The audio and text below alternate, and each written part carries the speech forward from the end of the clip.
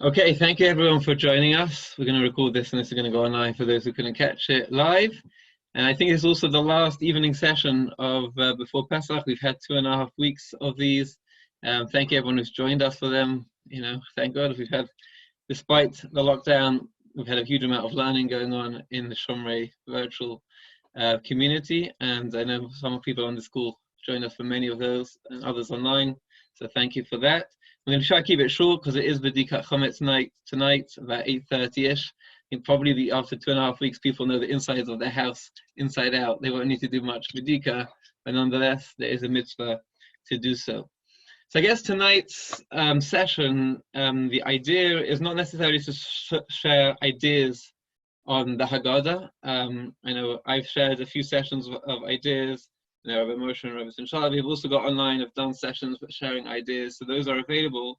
But perhaps to take a step back and to try to share some thoughts and ideas, both practical and more philosophical, about Seder night this year.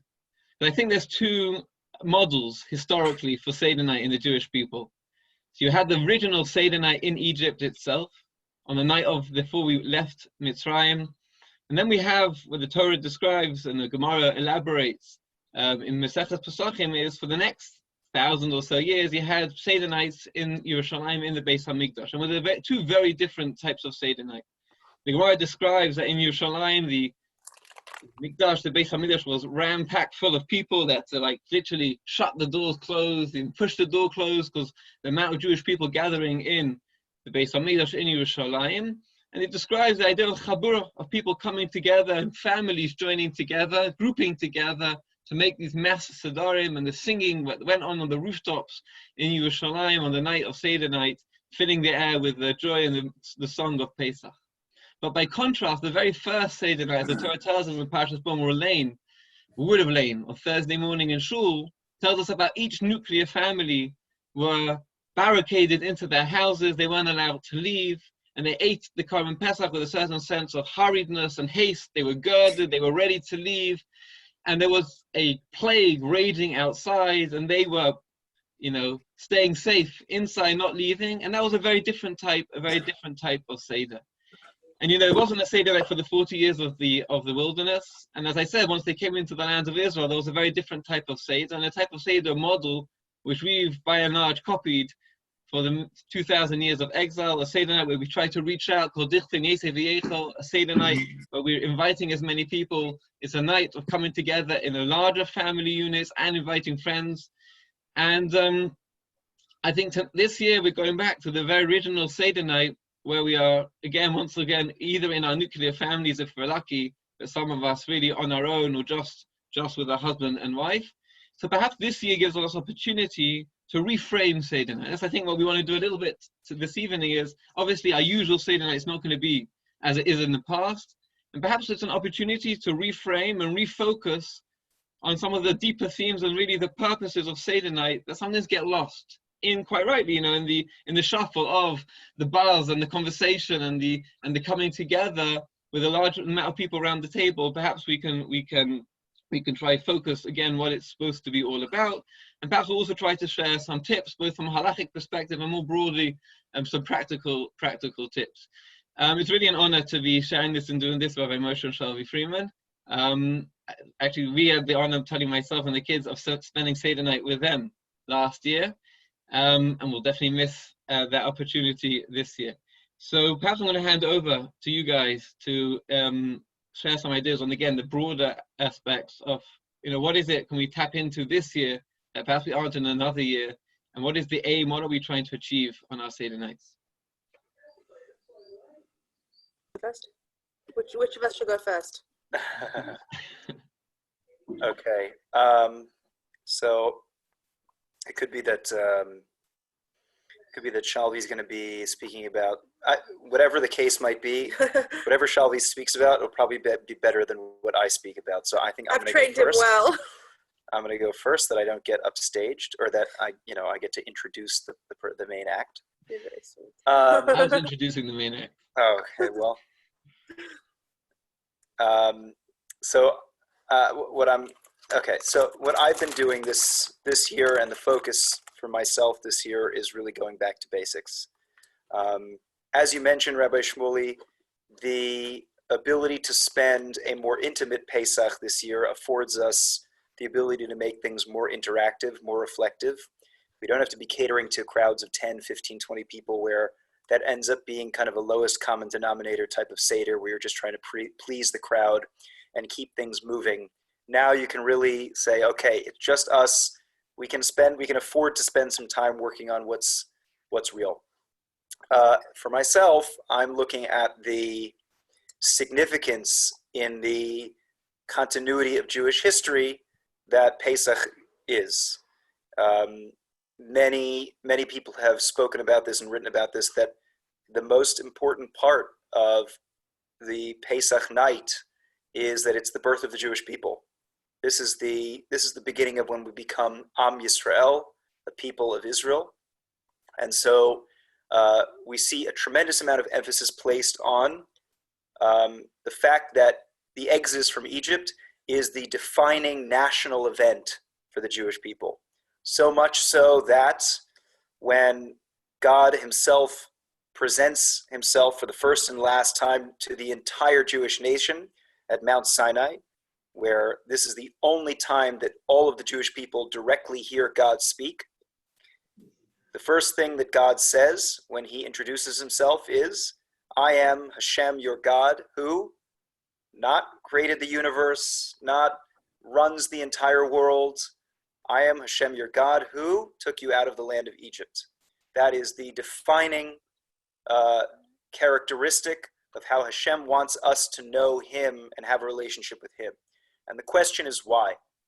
So many people have discussed the question, answered the question, but what resonates with me the most is the approach of the Kuzari, Rabbi Yehuda Halevi, the 11th century scholar, who asks the question in a very fascinating way and says that essentially, if you want to present the Jewish religion to somebody who is totally unfamiliar with it, the way not to do it is to start listing some theological sets of beliefs that we have, saying, the foundation of Judaism is presented on the idea that there's a God who created the world, who is indivisible, has no parts, preceded the universe, etc., etc., proceed to talk about how the Torah works and how the mitzvahs work and all the different spiritual realms. That's not what we're here to, that's not how we introduce Judaism to ourselves or to the world. It is not fundamentally, the fundamental way that we interact with our faith and with our Jewish identity is not a set of doctrines or dogmas or beliefs, but rather it is in a purely historical context. What do I believe? I believe that there is a God who took our nation out of the land of Egypt, who protected us through the desert, brought us to the land of Israel, and through all of our travails through the last 3,000 years has been with us and has protected us and has shown time and time again that there is a unique relationship there. Our entire Jewish history speaks to that.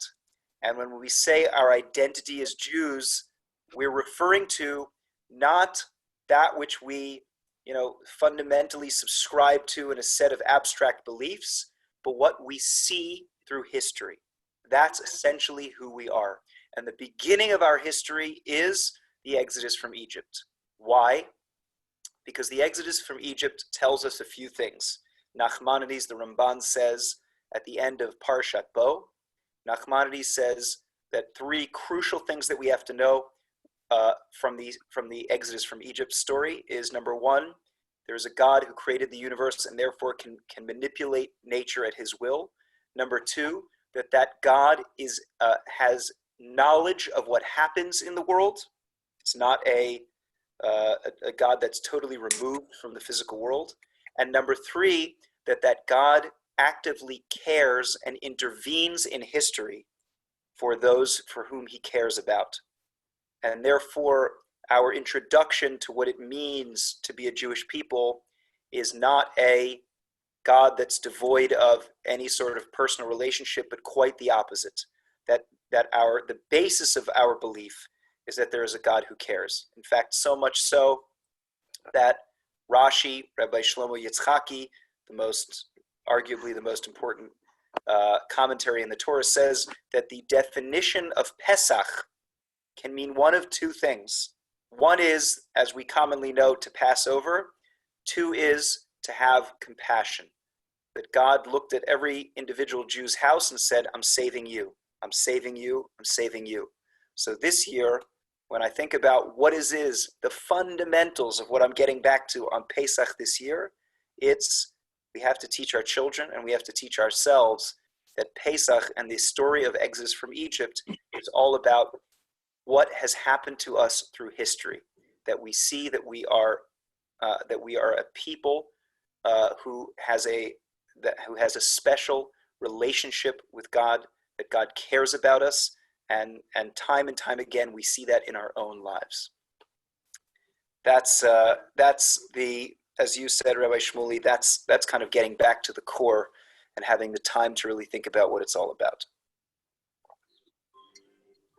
Thank you. Maybe just to add, or give it a little bit of a different spin. So often when it's a lot of people around the table, it's more of a conversation, it's more vertical. Now for myself and those who are going to be with more of a nuclear family, it becomes a little bit more, yes, horizontal on some levels, but also vertical. In terms of getting back to the core of what Seder night is about, about a transmission of such, about telling sort of our story and sort of sharing of who we are with those closest to us. And when the Kiddush of Yontif, for me, is always an emotional one. It's a different one, but the words themselves are emotionally laden. Sung in that special tune. And for me, I always get emotional both on Sukkot night and on Seder night. On Sukkot night is because I think about one of my grandfathers who I was always able to spend Sukkot with, often in Yerushalayim, it was an honor. And he came from Leipzig and at a time where there were no sukkahs. He couldn't build a sukkah in 1936, 1937, 1938 when he was growing up. And for him to be able to sit, to chant Kiddush under his sukkah on his balcony in Yerushalayim, really for me, bound me to that history.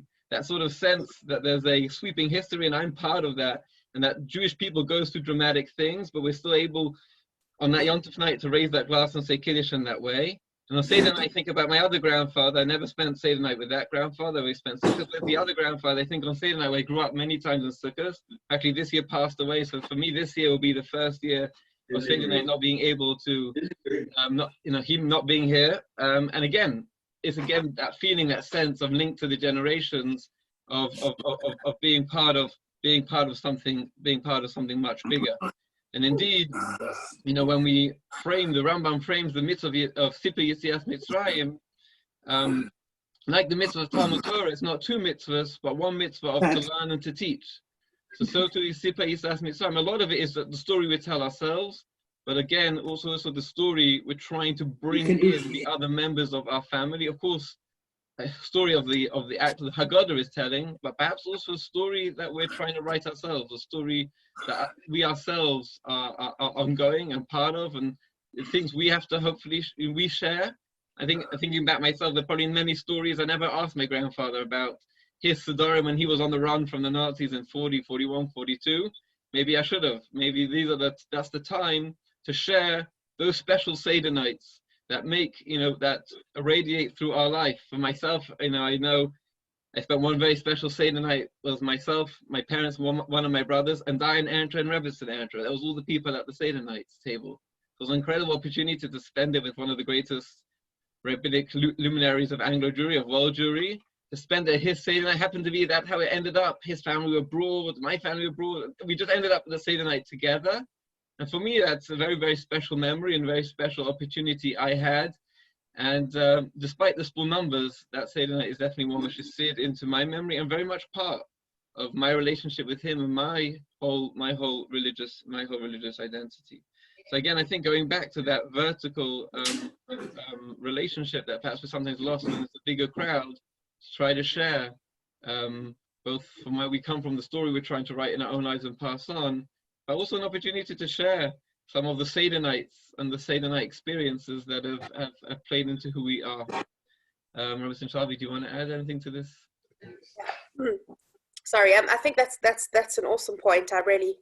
And that's something which I think needs to be prepared the day before. I got on the phone this afternoon with my mother. Today is the day before. Meaning today, yeah. Meaning I got on the phone with my mother this afternoon, and I asked her about her childhood Seders. I've never asked her before, because I want to know what story I need to be telling my children, because they're really carrying a legacy of Seders. My father always tells us that his grandfather used to read the Haggadah in Afrikaans. He grew up in apartheid South Africa. And he told us the stories of they were not religious men, not religious people at all. For Pesach, what they did was they used to put the whiskey and the bread bin in the laundry room. And if you wanted whiskey or bread, you had to eat it in the laundry. That was Pesach. But he would come every year and he would read the Haggadah in Afrikaans. And to me, I feel like this Seder is really, this year is going to be a time to tell my children those stories and to ensure that we're calling up, if you're the grandparents, if you're the grandchildren, to have that conversation before and say, what are the stories that we're passing on? What are the stories that we're telling? One of the things which I think, just from a technical perspective, which we need to do in order to, one of the things which separates first night Seder and second night Seder, for those of us who are not in Israel, which is pretty much whether we want to or not, which is all of us, is that often we have a different crowd. So you'll be with this family for the first night, this family for the second night, and that's what breaks things up. Now you're with the same people for both nights. So one of the things which I think is very helpful is to have a different game plan for both nights. In other words, let's say first night is going to be the night we'll focus on the Magid part, and the second night we'll focus on the whatever part. Just try in order to really set a different tone, have a different focus, or have a different theme to both nights, so it feels like something different, and not just the same thing twice, which technically it is. The other thing that I would say is, in terms of theme, one of the things I've been thinking about a lot, and I'm sure many people have been thinking about, is just, I've been deeply, deeply sad. It's been a very sad week, and it's been a very sad week. It's been a very difficult week. It's been a difficult couple of weeks. And I've heard some very sad stories over the last couple of weeks. I spoke to an elderly man in the community who described that he's going to be having Pesach Seder totally on his own this year. He's into his 80s. And he said, but don't worry. He said, I've never said Manishtana before. This will be my first year of singing Manishtana. That's really heartbreaking. And one of the things which I think we can tap into on Pesach.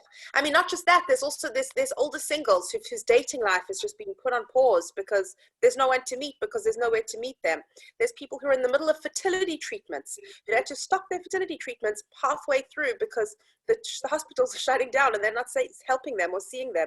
There's story after story of really heartbreaking things. And one of the things which we celebrate, there's this duality to Pesach. On the one hand, it's a celebration of freedom. On the other hand, it's deeply, deeply seeped in tragedy. We have we dip in salt water to symbolize the tears, and we eat marrow to symbolize the bitter herbs. And even the matzah itself has a dual element to it. On the one hand, we hold it up at the beginning of Magid and we say, Halach ma'anya. This is the bread of our affliction, of our slavery. The Ramban points out that we ate this bread as slaves in Egypt, and it's also the bread of our freedom, that we didn't have time for the bread to rise when we were leaving Egypt. And this duality of Pesach is something that I really am going to be thinking about this year. On the one hand, we have so many luxuries to be thankful for. We have Amazon when they deliver. We have each other. We have Zoom. We have WhatsApp. We have so many people we can reach out to. My grandparents sitting alone in South Africa are going to hear my children say Manishtana before Pesach when we call them. But on the other hand, it's also really, really sad. And that in itself is something which is deeply sad. And so that image for me of for example, the breaking the matzah at the beginning, we break the afikom and we break it in two. And we say the world is a little bit broken right now. And that the tragedy of the brokenness of the world is something that I want to spend time thinking about over Pesach. And we've spent the last 2 weeks surviving, getting to Pesach, getting to cleaning, getting through the day. Survival seems to be like the modus operandi, and I think that it would be nice to do something different on the Seder night, to stop and say, I don't just want to get through the day, I want to stop and think about the day, think about humanity, think about the people who are alone, who are sitting shiva alone, who are going through difficult things alone. And that's really, so the salt water, I don't want, in a way, it's easier for me and more tangible for me to think about the tears of the last 2 weeks that the Jewish community has cried, that the world has cried, that we've cried for Italy and for Spain and for these countries in the world. For me, those are the tears I'm going to be thinking about this Pesach, and the tears of the people who've sat shiva with no one visiting. And for me, those are tears I'm going to be thinking about on Pesach. And that's part of Pesach too. The Pesach is not just an ancient story, as my husband said, that happened 3,000 years ago. It's a story of tragedy and of relief from that tragedy, and the endless cycle of struggle and then getting out of that struggle and then back in that struggle again. And for me, that's what I'm going to be thinking about this Pesach. Well, hard to top that. Maybe moving on a little bit to some more practical side, but to begin with some halachic points. Again, people, have not run a Seder before, maybe not so familiar. I would suggest using a Haggadah that gives you guidance, that gives you the steps. But maybe just to share a few halachic points that may enhance your Seder. If you've done them before, haven't done them before, that perhaps could enhance your Seder this year. So the halakha of Seder actually begin by telling us that one should try to make the Seder table as beautiful as possible, to take out all the Pesach finery. The halakha Mishnah Berurah actually quotes the custom of the Maharil. Maharil was a 15th century, one of the great rabbis, halachic authorities of the 15th century. He was a pawnbroker. Again, what could Jews do in the Middle Ages but be pawnbrokers, usurers? He would actually take even the vessels, the stuff he had on loan from non-Jews that were beautiful, that were worth money, and he put them on the side of his Seder table in order just to bring him joy, to give it a sense of regalness. So I guess, we're not going to shul this Pesach or for Shabbos, but it doesn't mean we dress down. We don't try to make a Shabbos out of it. So yes, we don't have all the family over, we don't have all the guests, but we should still try to make that Pesach Seder as beautiful, as glistening, and as special and as royal as possible. The halakha tells us I'll just say, yeah. There's a student of mine who said that this year, in order to really get into Pesach, even though it's just going to be the immediate family, in order to give it the real respect that it deserves, they're all dressing up in black tie for the Pesach Seder, so that they can really show up in style and really and make it something real, and to make it something special. I guess on the top half, everyone in Zoom, everyone's dressed smartly on the top half. Who knows what everyone's got? Yeah. I think the second idea would be to read the Haggadah in English. The source of this halacha, the Shulchan Aruch tells us, is actually the Tosfos Chachmei Anglia. There weren't many Jews in medieval England, there weren't many rabbis, and there's not many famous opinions of medieval English rabbis. But the one famous opinion is that you're allowed to read the Haggadah in the lingua franca, which was some ancient English, Shakespearean English. So too that's today. There's no point, being tied down to a text if you don't understand, it doesn't speak to you. Instead, take an English Haggadah. I believe Koren are offering the Rabbi Sachs Haggadah for free online. Sorry for all those who went out and bought it. You can download the entire Rabbi Sachs Haggadah online.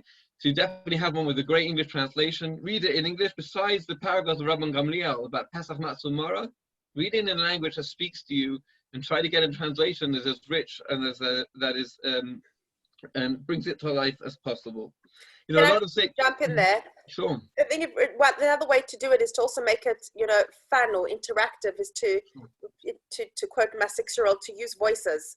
Meaning, when you're the wicked son, so take on the role of the wicked son, and when you're the wise son, take on that space, and not just in terms of reading the words, but really make it something which is amusing.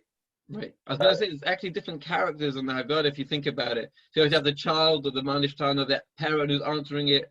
The rabbis, anyone out there wants to impersonate a rabbi, as we read those paragraphs about rabbi, put on your fake beards, whatever it may be. I impersonate a rabbi every day. Yeah.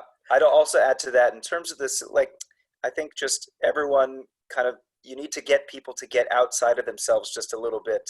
I've been at, fantastic Pesach Seders with anyone, there's nobody there who's under the age of 18.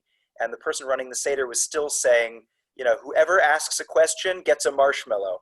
And you just throw around sweets to adults. And it just helps break down some of the barriers and gets people more into it. Sure. And maybe the last bit, two other small bits halachically, in terms of, a cup of wine, don't take a huge cup. Ideally to take a smaller cup and drink most of it. the idea is not just to have the cup of wine. It really is to drink the cup of wine. And, you know, after to inhibit it, there's not too many people around the table. Enjoy the wine and try to drink most of the cup. And finally, people don't know this, and people are anxious of Magid being this huge break. The meal is so late. You know, you're actually allowed to drink during Magid, hot drinks, cold drinks. You're allowed to eat before Karpas. If you're hungry after Kiddush, you want something small to eat, go for it. After Karpas, ideally one shouldn't eat till Shulchan Aruch, the meal, but you can definitely go ahead and drink. So, you know, have on the table hot drinks. Say your Haggadah over a nice cup of tea. You're not meaty by that point. Over a good cup of tea, a cup of coffee. Make this a coffee evening. Whatever you make, Yontif, nice brewed tea, and try to make Haggadah Magid a relaxed, and it's a round table, a coffee table type of discussion, especially when there's a small crowd. You could probably move to the sofa. If you set up your table, maybe a part of the Magid, move to the sofa, and if that's for you, going to engender a more relaxed, a more convivial and conversational type of atmosphere. Can I just also suggest, and this is obviously not for everyone, but one of the things which I think gets overlooked because we spend so much time talking about Magid is the last part of the Seder. It's Hallel and Nirtza, the singing.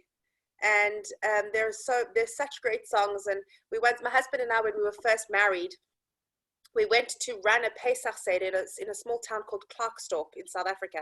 It was a small farmer's town, which is, since it doesn't have a functioning minyan anymore, it doesn't have a functioning shul. At the time, they had, I think, 9 men or 10 men in the minyan. They had 9. We ran a Seder for about 40 people. I think all of them were over the age of 70.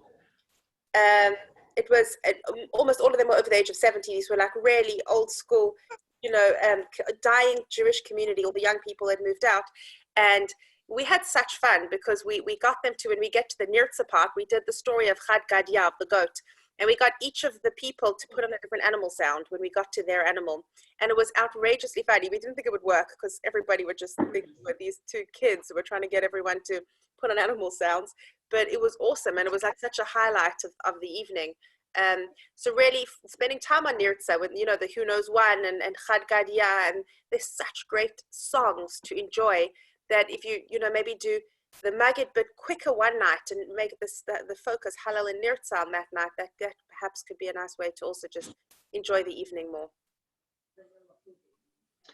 Guys, do you have anything else you want to share in terms of practical tips? Moshe and Shalvie? Yeah, I'm a big fan of the singing. It just, I say this a lot, but thank God, Jewish culture still gives us permission to be able to sing with a group of people, because in the Western culture you just have no outlet where you can ever do that. And I think that this is something that every culture in history has some element where you have people singing in a group. And the reason why is because it's the easiest way to access an ability to immediately bond with other people. And the whole evening is all about coming together, not just with the people who you're at the Seder with, but also having in mind that you're sharing this night with the entire Jewish people all around the world. And the best way to come together as a group is to sing. You see it at a football match. It's just the immediate glue that gets everybody on the same page immediately. So wherever you can, sing V'hi Sha'amda, sing, Manish Tana, even if you want to all sing it together, take the opportunity, whatever songs you should definitely, get into it and start singing, because that really does engender a unity of the evening. Mr. Shalvie, you have anything else you want to say? No, I think that's it. Thank you both. I know all of us are going to be apart for Seder night, and definitely, as was said, we're going to feel a sense of lacking and a sense of loss of what's going on. But I still think we'll be able to salvage if we put our minds to it and we go in with a positive mindset to make the Seder night a memorable one where it's moved away from the macro to the micro, and to create those special memories, but perhaps try to get to a different place and to achieve different things on a deeper level, on a more personal level, in our relationship with those around us, and a relationship ultimately with God, because and that's where the heading of the night, we finish with Echa mi yodea. Hopefully we have the answer to that question. Who knows one? As Rabbi Moshe shared, that history is pointing in a certain direction. Our history past is trying to indicate that we are indeed under Hashgachas Hashem. We've got that protection from God, and that even this year, we'll look back at this year as a difficult one and a unique one, but perhaps even a special one, where we were able to achieve things we weren't on other years due to the situation. So we wish everyone a very kosher, a good, happy Pesach. Hopefully we'll continue talking. Join us on these Zoom conversations. A little plug on Chol HaMoed, a little change. We've organized a virtual tour guide, or a tour guide. This is going to give us a virtual tour of a archaeological site in Israel that they've worked on, and perhaps hear a story and a history that we haven't heard before. So that's on Monday night, next Monday night at 8 o'clock here on the Shomrei Zoom room. A virtual Chol HaMoed trip. Many of us are not able to go to Israel. At least we'll hopefully go there virtually and feel part of that. Thank you.